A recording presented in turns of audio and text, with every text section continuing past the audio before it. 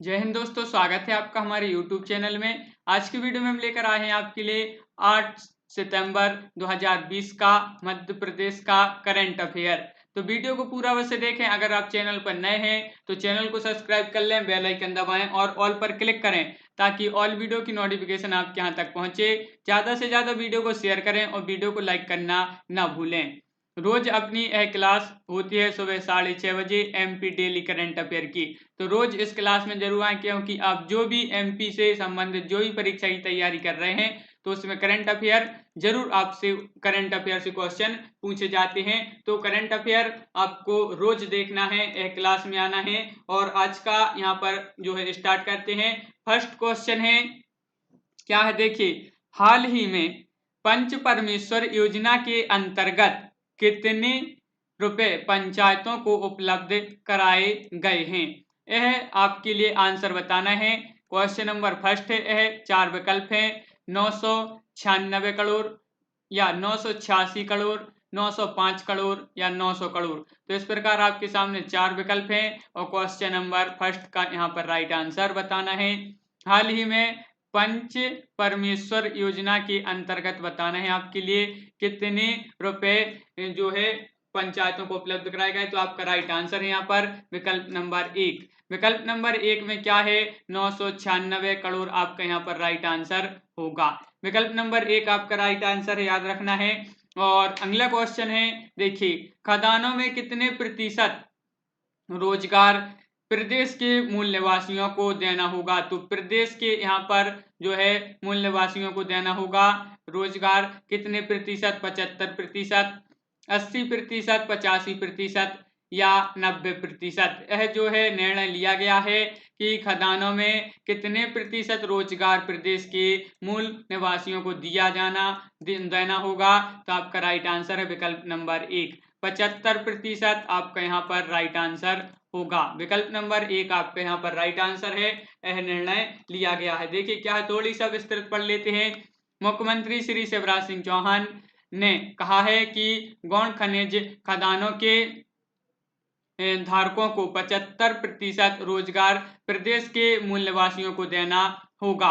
दागी अधिकारियों को बर्दाश्त नहीं किया जाएगा, भ्रष्ट अधिकारियों को तत्काल सेवा से पृथक किया जाएगा, यह भी कहा है। और मुख्यमंत्री श्री शिवराज सिंह चौहान ने कहा है कि खनिज से संबंधित समस्त क्रियाओं को जो है पारदर्शी बनाते हुए ऑनलाइन व्यवस्था सुदृढ़ की जाए।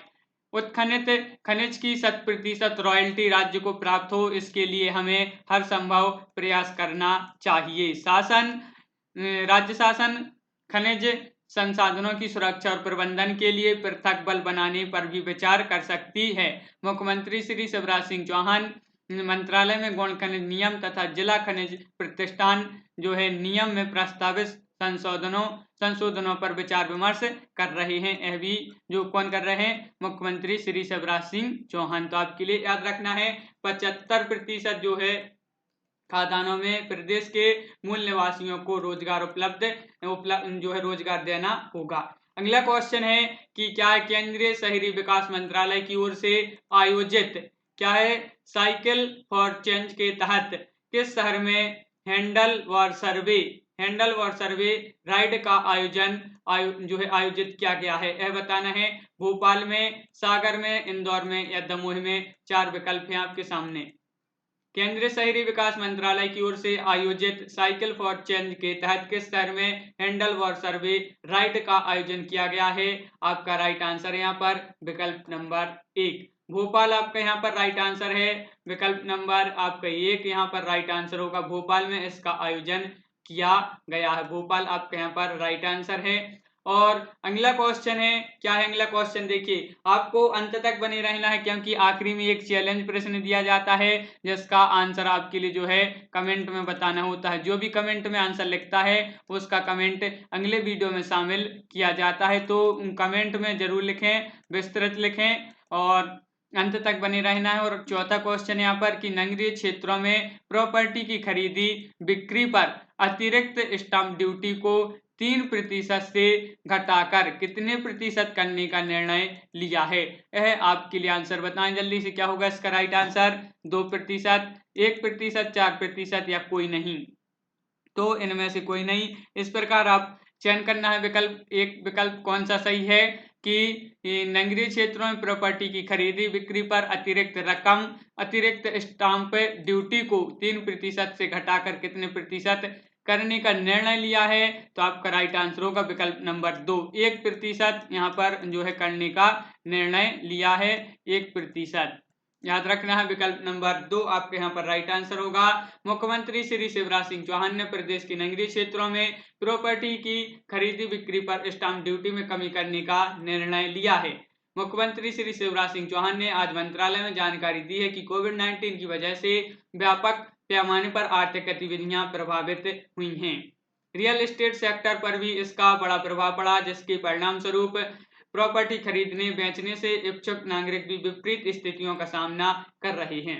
राज्य सरकार ने प्रॉपर्टी की खरीदी बिक्री पर अतिरिक्त स्टाम्प ड्यूटी को 3% से घटाकर 1% करने का निर्णय लिया है। यह आपके लिए याद रखना है। मुख्यमंत्री श्री शिवराज सिंह चौहान जी ने कहा कि विश्वास है कि इस छूट से रियल एस्टेट का कारोबार तेजी से बढ़ेगा। कोरोना जैसी महामारी जो है, इस जैसी चुनौती के बीच भी प्रदेश को विकास के पथ पर गतिमान रखने के लिए मैं सतत प्रयत्नशील हूं। यह कहा है किसने? मुख्यमंत्री श्री शिवराज सिंह चौहान जी ने।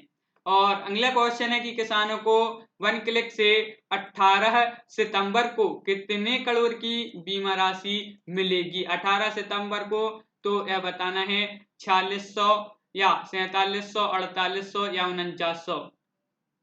तो कितने करोड़ की यहाँ पर बताना है बीमा राशि मिलेगी तो वन क्लिक के तहत, और तो किसानों को मिलेगी है। और क्वेश्चन नंबर 5 है और इसका जो राइट आंसर होगा वह है विकल्प नंबर 1, यानी कि 4600 आपके यहाँ पर राइट आंसर है। विकल्प नंबर 1 आपके यहाँ पर राइट आंसर होगा। मुख्यमंत्री श्री शिवराज सिंह चौहान ने प्रदेश के 21 लाख किसानों को वन क्लिक से 4600 करोड़ रुपए की बीमा राशि उनके खातों में ट्रांसफर करेंगे। और खरीफ 2019 की बीमित फसलों की बीमा राशि किसानों के खाते में 18 सितंबर को अंतरित की जाएगी। पूर्व में यह कार्यक्रम 8 सितंबर को प्रस्तावित था पूर्व में। अगला क्वेश्चन है, यहाँ पर देखिए कि राष्ट्रीय शिक्षा नीति 2020 के संबंध में राष्ट्रपति प्रधानमंत्री के साथ राज्यपालों का सम्मेलन संपन्न हुआ है। यहाँ पर देखिए उच्चतर शिक्षा के रूपांतरण में राष्ट्रीय शिक्षा नीति 2020 की भूमिका पर आज राज्यपालों के सम्मेलन में राष्ट्रपति श्री रामनाथ कोविंद, प्रधानमंत्री श्री नरेंद्र मोदी एवं केंद्रीय शिक्षा मंत्री श्री रमेश पोखरियाल निशंक द्वारा प्रदेश के राज्यपालों और उपराज्यपालों एवं विश्वविद्यालय के कुलपतियों के साथ की गई वीडियो कॉन्फ्रेंसिंग के दौरान उत्तर प्रदेश और मध्य प्रदेश की राज्यपाल श्रीमती आनंदीबेन पटेल ने कहा है कि दोनों राज्यों में नई शिक्षा नीति के क्रियान्वयन के लिए सभी जो है गंभीरता से मंथन किया जा रहा है। उन्होंने कहा है कि दोनों प्रदेशों में गठित टास्क फोर्स निकट भविष्य में राष्ट्रीय शिक्षा नीति के क्रियान्वयन के लिए अपनी रिपोर्ट प्रस्तुत करेंगी, जिस पर सम्यक विचार विमर्श के उपरांत इसे लागू किए जाने के प्रभावी जो है कार्यवाही की जाएगी। और यहाँ पर जो है पिछले वीडियो में हमने चैलेंज प्रश्न किया था, मध्य प्रदेश के कौन से वो जिले हैं जिन्हें सुनहरे जिले के उपनाम से जाना जाता है या प्रसिद्ध हैं। तो आपका यहाँ पर राइट आंसर क्या था? तो यहाँ पर बहुत सारे लोगों ने यहाँ पर बहुत सही इसका राइट आंसर बताया था। और यहाँ पर देखिए कमेंट में भी लिखा था खंडवा और जो खरगोन है यह जो है सुनहरे जिले हैं। और यहाँ पर देखिए किसने? जितेंद्र धाकड़ जी ने कमेंट में लिखा है बहुत ही विस्तृत। तो यहाँ पर आपके लिए अंत तक बने रहना है। एक चैलेंज प्रश्न आपको दिया जाएगा और जिसका आंसर आपके लिए कमेंट में इसी तरह इन्हीं के जैसा लिखना है और आपका भी कमेंट जो है अगले वीडियो में शामिल किया जाएगा। तो जितेंद्र धाकड़ जी ने लिखा है सुनहरे जिले के नाम से खंडवा खरगोन को जाना जाता है क्योंकि यहाँ कपास का उत्पादन सर्वाधिक किया जाता है। यहाँ पर गहरी काली मिट्टी पाई जाती है। यहाँ सतपुड़ा श्रेणी का हिस्सा है। ये महाराष्ट्र से लगे हुए जिले हैं। कपास को सफेद सोना भी कहा जाता है, यह भी आपके लिए याद रखना है। सफेद सोना किसे कहा जाता है? कपास को। सबसे पहले इन दोनों जिलों को निमाड़ के नाम से जाना जाता था और 1994 में इन दोनों को बीपी दुबे समिति 1982 की अनुशंसा पर जिलों का निर्माण हुआ।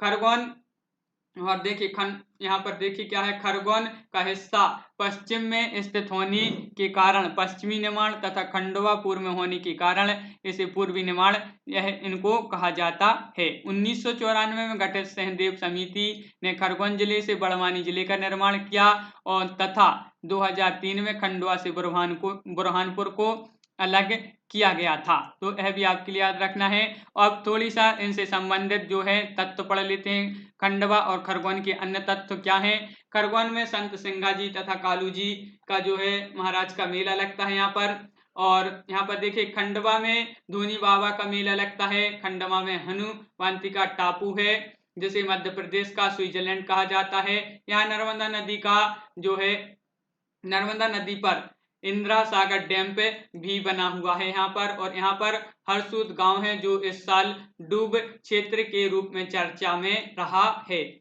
मध्य प्रदेश का दूसरा ज्योतिर्लिंग भी यहीं पर है। और खंडवा खरगोन से नर्मदा नदी निकलती है। ये राजपीपला की पहाड़ियों पर बसा हुआ है, यह भी आपके लिए याद रखना है।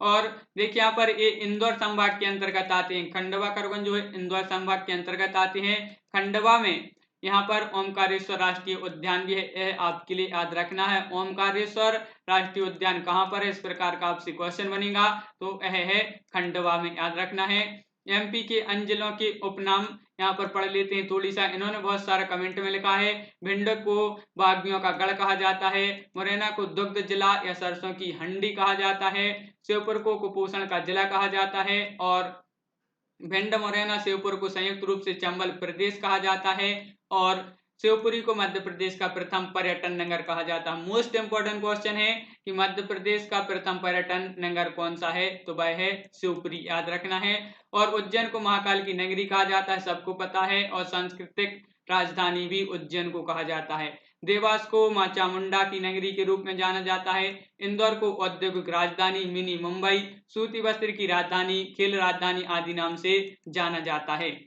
और बुरहानपुर को दक्षिण का द्वार के नाम से भी जाना जाता है। भोपाल को भोज नगरी तथा नवाबों का शहर भी कहा जाता है। आपसे क्वेश्चन पूछा जाएगा कि नवाबों का शहर किसे कहा जाता है, तो आपका आंसर होना चाहिए भोपाल। भोपाल को नवाबों का शहर कहा जाता है, याद रखना है। विदिशा को भीलसा नगर के नाम से जाना जाता है। और सागर को जो है भारत का केंद्र बिंदु कहा जाता है। मोस्ट इंपोर्टेंट क्वेश्चन, भारत का केंद्र बिंदु सागर को कहा जाता है। छतरपुर को छत्रसाल की नगरी कहा जाता है। बड़वानी को एमपी का पेरिस कहा जाता है। पन्ना को आंवला जिला कहा जाता है। रीवा को सफेद भूमि जो है सफेद शेरों की भूमि के नाम से जाना जाता है। और जो जबलपुर है इसको आम जिला कहा जाता है। होशंगाबाद, हरदा, बैतूल इन तीनों जिलों को जो है सम्मिलित रूप से नर्मदापुरम कहा जाता है। तो यह बहुत सारा जो है तथ्य इन्होंने लिखा था सभी जिलों से संबंधित उपनाम उनके क्या क्या हैं। तो जितेंद्र धाकड़ जी ने बहुत ही यहाँ पर विस्तृत लिखा था, धन्यवाद इनको। और आज का चैलेंज प्रश्न है क्या है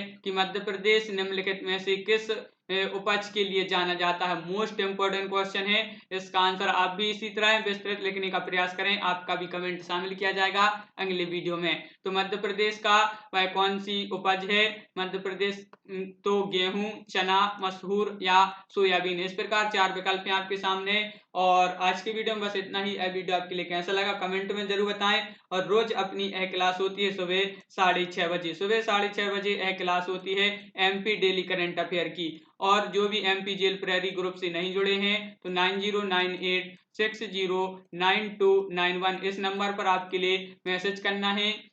ग्रुप तो व्हाट्सएप ग्रुप की लिंक मिल जाएगी, वहीं से आप ग्रुप को ज्वाइन कर सकते हैं। टेलीग्राम ग्रुप की लिंक हमने डिस्क्रिप्शन में आपके लिए दे दी है, तो टेलीग्राम ग्रुप से अवश्य जुड़ें, क्योंकि आपके लिए वहीं पर स्टडी मटेरियल उपलब्ध कराया जाता है टेलीग्राम ग्रुप में। तो आज की वीडियो में बस इतना ही। जय हिंद।